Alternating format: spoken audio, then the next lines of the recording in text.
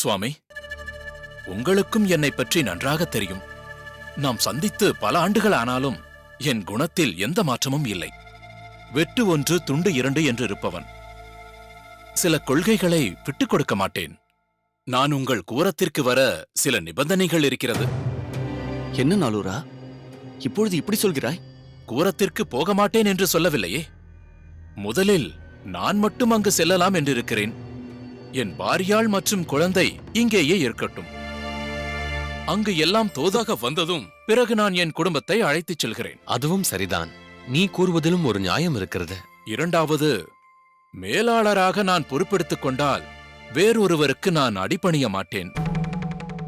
பண்ணையின் நலனையும் முன்னேற்றத்தையும் மனதில் கொண்டுதான் முடிவுகள் எடுக்கப்படும். அதில் எந்த குறுக்கீடும் இருக்கக்கூடாது. யாருடைய தலையீடும் இருக்கக்கூடாது. ஊதியத்தை பெரிதாக கருதுபவன் நான் அல்ல என்பது உங்களுக்கே நன்றாக தெரியும். செய்யும் தொழிலே தெய்வம் என்று எண்ணுபவன் நான். இதுவும் நியாயமாகத்தான் படுகிறது. நியாயத்திற்கு புறம்பாக நான் பேசுவதும் கிடையாது, செயல்படுவதும் கிடையாது. அந்த பண்ணையோ மிகவும் பெரிய பண்ணை. பலர் பல நிலைகளில் அங்கிருக்கலாம். ஆனால் அவர்கள் எல்லோருமே எனக்கு கட்டுப்பட்டு செயலாற்ற வேண்டும். இவைகளுக்கு உடன்பட்டால் நான் அங்கு செல்கிறேன். இதெல்லாம் நான் எதிர்பார்த்ததுதான். உன் விருப்பப்படியே செயலாற்றலாம். என்ன சோமயாஜி சுவாமிகளே, இதில் உங்கள் கருத்து என்ன? கேட்பதற்கு சற்று கடினமாக இருந்தாலும் நியாயங்கள் பொதிந்துள்ளன. அதனால் இந்த ஷரத்துகளை மறுக்க இயலவில்லை. ஆனால் நாளுரான், ஒன்று மட்டும் தெளிவாக சொல்லிவிடுகிறேன். நீ கேள்விப்பட்டிருக்கலாம், இருந்தாலும் சொல்கிறேன். கோரேசனும் சரி, அவன் தந்தையும் சரி, மிகவும் தங்கமானவர்கள். அதேபோல் அங்கு பணிபுரிபவர்களும் தங்கள் எஜமானர் மீது ஏகத்திற்கு மதிப்பும் மரியாதையும் கொண்டவர்கள். அதற்கு எந்த குந்தகமும் ஏற்படாமல் பார்த்துக்கொள். இது ஒன்றுதான் அடியேன் சொல்ல விரும்பியது. என் செயல்பாட்டை இதுவரை யாரும் குறை சொன்னது கிடையாது. புரிகிறது. அதேபோல் நானும் தெரிவிக்கிறேன். நீ அங்கு சென்ற ஒரு சில தினங்களிலேயே உன் குடும்பத்தை அங்கு வரவழைத்துக் கொள்வாய். அந்த அளவிற்கு அந்த பண்ணை உனக்கு பிடித்து போகும். அதில் எனக்கு எள்ளளவும் சந்தேகமில்லை. அப்பொழுது இன்றே நீ கூரத்திற்கு புறப்படுகிறாயா? இல்லை சுவாமி, உங்கள் அவசரம் எனக்கு புரிகிறது. ஆனால் ஊர் விட்டு ஊர் செல்வதால் நல்ல நாள் பார்த்து செல்வதுதான் உச்சிதம். என்ன, நான் சொன்னது புரிந்ததா? நன்றாக புரிந்தது.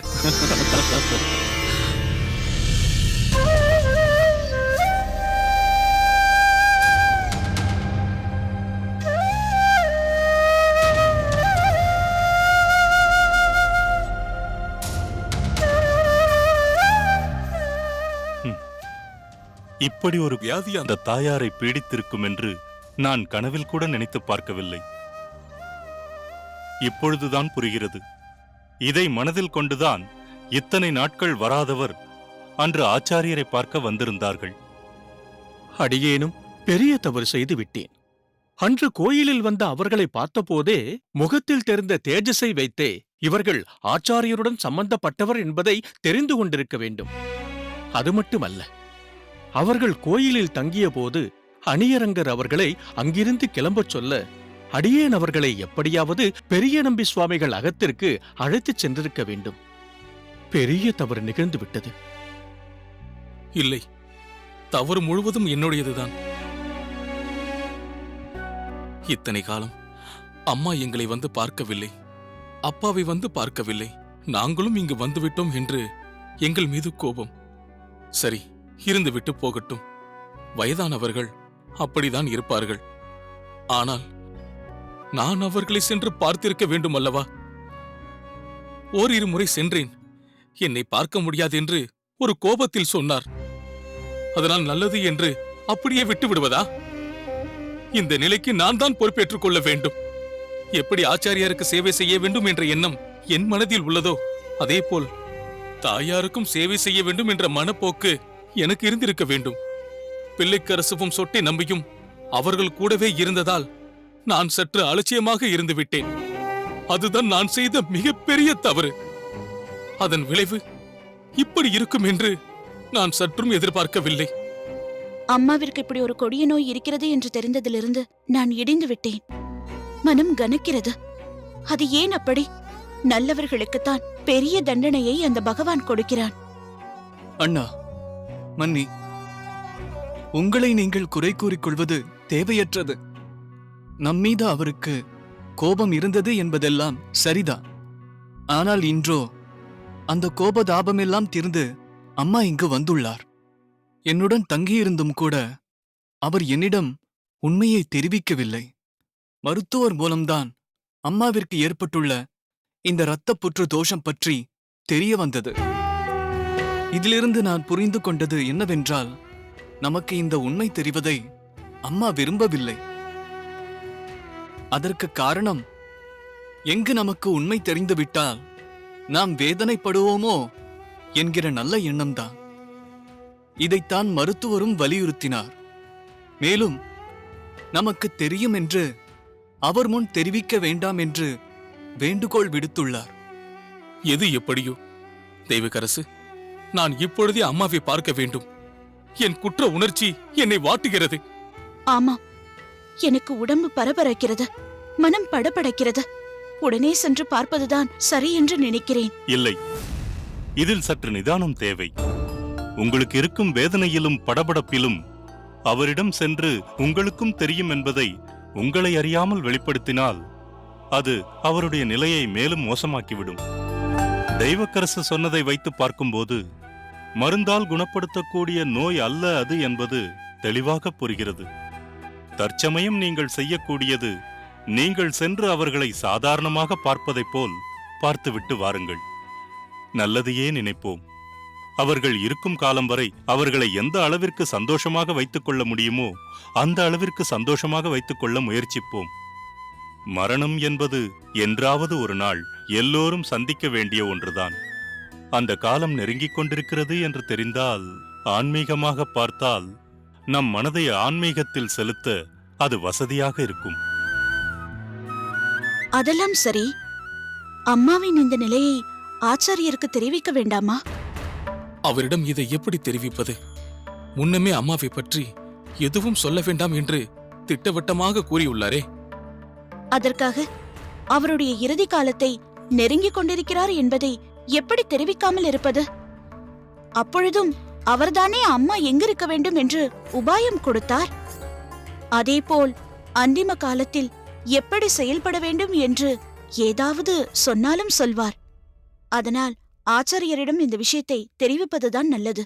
அதுதான் நம் கடமை என்றும் நினைக்கிறேன். அம்புஜம் சொல்வதும் சரிதான் என்று படுகிறது. அவரது பூர்வாசிரம மனைவி என்ற விதத்தில் அல்லாமல் உங்களுடைய தாயாருக்கு இப்படி ஒரு நிலை என்பதை தெரிவித்து விடுங்கள். மொத்தத்தில் இப்பொழுது அம்மாவிடம் எதையும் வெளிப்படுத்தாமல் அவரை சென்று சந்தித்து வருகிறோம். அதேபோல் ஆச்சாரியரிடமும் அம்மாவின் நிலையையும் தெரியப்படுத்துகிறோம். ஆம், அதுதான் இப்பொழுது நாம் செய்யக்கூடியது.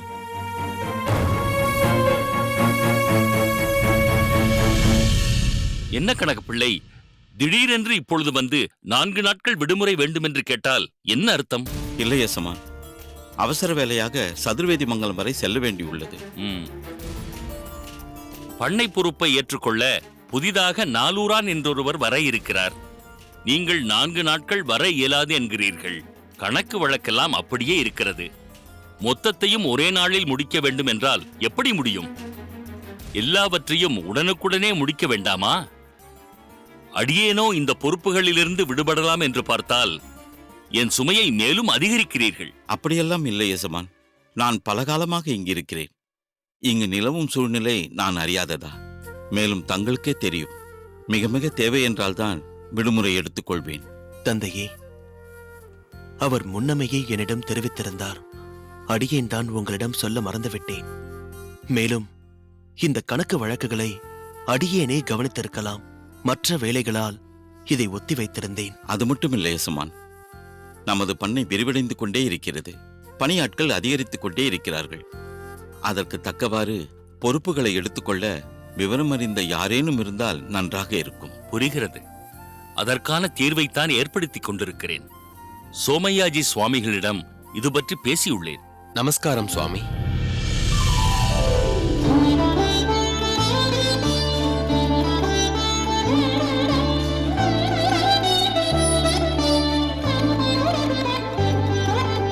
வாருங்கள் சுவாமி.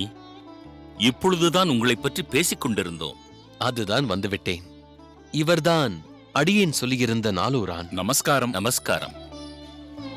இவன் என் மகன் கூரேசன். நமஸ்காரம். அவர் கணக்கு பிள்ளை. வணக்கம். நமஸ்காரம். உங்களுக்கென்றே அரும்பாடுபட்டு இவரை தேடிக் கண்டுபிடித்து அழைத்து வந்திருக்கிறேன். செய்யும் தொழிலே தெய்வம், கருமமே கண்ணாயினார் என்று இருப்பவர். தேவையில்லாத பேச்சுவார்த்தை கிடையாது. ஆனால் இவருடைய பெயர் சற்று வினோதமாக உள்ளது. அது என்ன பெயர்? நாலூரான். அது என் இயற்பெயர் இல்லை சுவாமி. நான் 4 ஊர்களைக் கொண்ட சதுர்வேதி மங்கலத்தைச் சேர்ந்தவன். அதுதான் என் பூர்வீகம். அந்த 4 ஊர்களிலும் எந்த பிரச்சனை ஏற்பட்டாலும் என் தகப்பனாரைத்தான் மத்தியஸ்தத்திற்கு கூப்பிடுவார்கள். அதை அவர் தீர்த்து வைப்பார். பெரியவர் பெரியவர் என்று அவர் அந்த ஊரில் மிகவும் பிரசித்தி பெற்றவர். அது அடுத்த தலைமுறையான என்னிடம் ஒப்படைக்கப்பட்டது.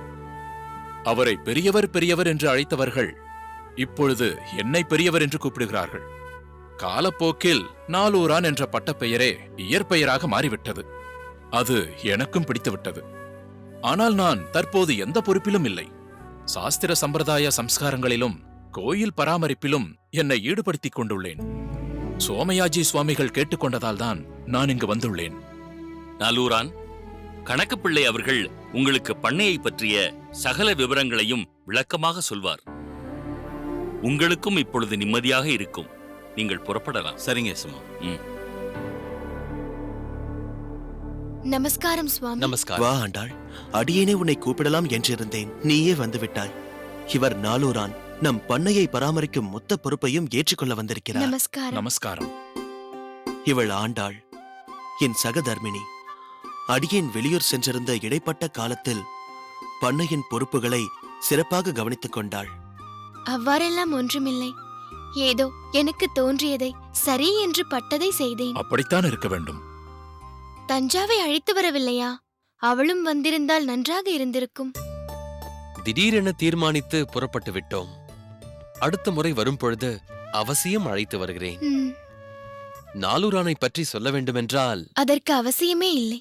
எப்பொழுது நீங்கள் அழைத்து வந்திருக்கிறீர்களோ நன்றாக அலசி ஆராய்ந்து எல்லா விதத்திலும் இவர் பொருத்தமானவராகத்தான் இருப்பார். சகல தகுதியும் இவருக்கு இருக்கும் என்று தெரியும். சரியாக சொன்னாய். நாமே சென்று பல இடங்களில் அலைந்து தேடுவதை விட எல்லாவற்றையும் தெரிந்து வைத்திருப்பவரிடம் பொறுப்பை ஒப்படைத்தால் அவர் அதை செவ்வனே முடித்து விடுவார். அப்படிப்பட்டவர்தான் சோமயாஜி சுவாமிகள். சரி, இன்றிலிருந்தே உங்கள் பணியை மேற்கொள்ளலாம் என்று நினைக்கிறேன். இல்லை சுவாமி, இன்று உங்கள் எல்லோரையும் சந்தித்துச் செல்லலாம் என்றுதான் வந்துள்ளேன். நல்ல நாள் பார்த்து கூடிய விரைவில் வந்து பொறுப்புகளை ஏற்றுக்கொள்கிறேன். அப்பொழுது நாங்கள் உத்தரவு வாங்கிக் கொள்கிறோம். அது எப்படி? அதற்குள் புறப்பட முடியும்? வெகு தூரத்தில் இருந்து வந்திருக்கிறீர்கள். விருந்து வைக்கிறேன். அதை முடித்துக் கொண்டுதான் கிளம்ப வேண்டும். சரி, உன் ஆசையை ஏன் கெடுப்பானேன்? மேலும் பட்டுவின் தளிகையை உட்கொண்டு நாக்கே ருசி இழந்து விட்டது. உன் தளிகையை இன்று ருசி பார்த்து விடுகிறேன். விடுகிறேன் இல்லை, விடுகிறோம் என்று சொல்லுங்கள். என்ன, நான் சொன்னது சரிதானே?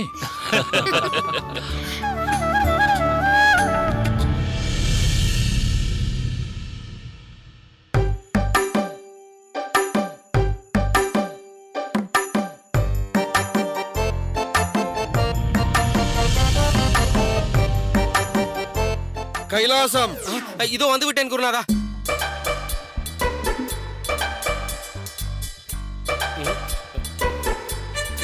என்ன, எதை தேடுகிறாய்? விசிறியைத்தான் குருதேவா. இப்போதைக்கு விசிறி வீச வேண்டிய அவசியமில்லை. என்ன, வஸ்திரங்கள் எல்லாவற்றையும் உலர்த்தியாகிவிட்டதா? ஆயிற்று குருதேவா. குருதேவா, என்னடா? ஒன்றுமில்லை, ஒரு தலையாய விண்ணப்பம். என்னவென்று சொல். குருதேவா, தங்களுக்கு கவரி வீசும் பணியையும் தங்களது வஸ்திரங்களை துவைத்து உலர்த்தும் பணியையும் அடியேன்தான் செய்து வருகிறேன். அதை வேறு யாரிடமும் தந்து விடாதீர்கள் குருதேவா. என்னால் அதை தாங்க முடியாது. இந்த கோரிக்கையை ஏனடா திடீரென்று என் முன் வைக்கிறாய்? என்ன செய்வது குருதேவா? இந்த பாவிக்கு கதி தாங்கள் தானே. தங்கள் ஈர வஸ்திரங்களை தொட்டு உலர்த்தும் போது தங்கள் திருப்பாதங்களையே தொட்டு ஸ்பரிசிப்பது போல் உணர்கிறேன். எங்கே அதற்கும் ராமானுஜனால் பங்கம் வந்து விடுமோ என்ற அச்சத்தில் தான் அவசரமாக இந்த கோரிக்கையை முன்வைத்தேன். இப்போது எதற்கு ராமானுஜனை இழுக்கிறாய்? இந்த பணி உன்னை சேர்ந்ததுதான். தேவையில்லாமல் நீ அச்சப்பட தேவையில்லை.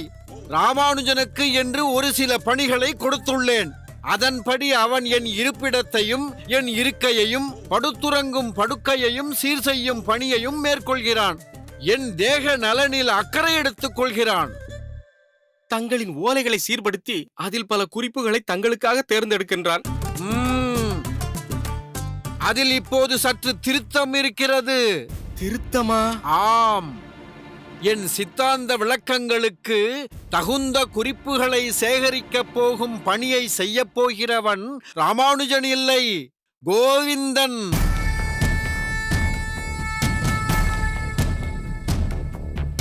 வேதாந்த விஷயங்களை ஆராய்ந்து குறிப்பெடுத்து அதை தனியே பட்டோலை படுத்தி பாதுகாக்கப் போகிறவன் கோவிந்தன் தான்.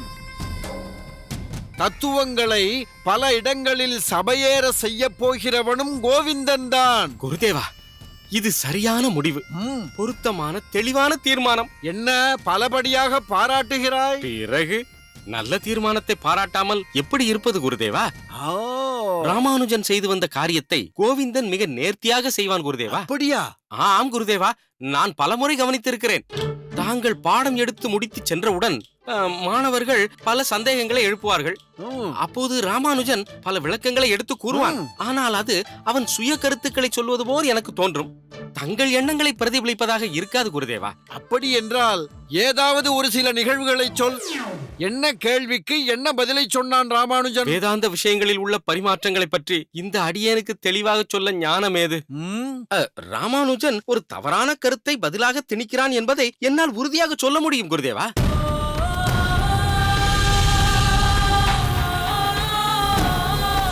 ஆனால் ஒன்றை ஞாபகத்தில் வைத்துக்கொள், என் வீழ்ச்சி உன்னால் தான் நடந்தது.